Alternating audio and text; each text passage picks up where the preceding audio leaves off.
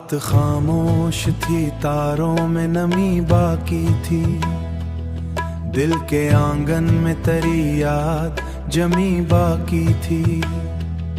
चांद तन्हा था मगर दर्द सुनाता था मुझे, उसकी खामोश नजर में भी कमी बाकी थी।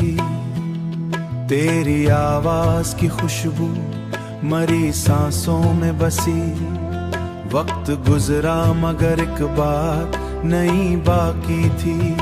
हमने चाहा था मोहब्बत को इबादत समझे, जिंदगी फिर भी किसी गम में घरी बाकी थी।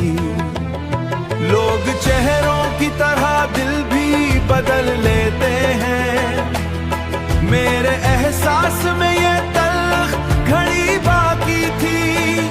तेरी आंखों की वही नर्म चमक आज भी है, मेरे ख्वाबों में कोई रोशनी बाकी थी।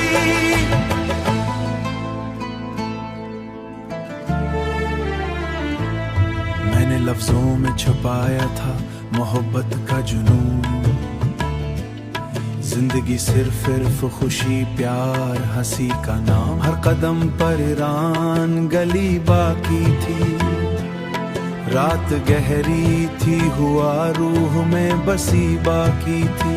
मैंने दरिया से सीखा था मुसलसल बहना, वक्त की मौज में एक प्यास बड़ी बाकी थी। तो अगर साथ हो तो राह सुहानी लगती, वरना हर मोड़ पे सुनसान डगर बाकी थी।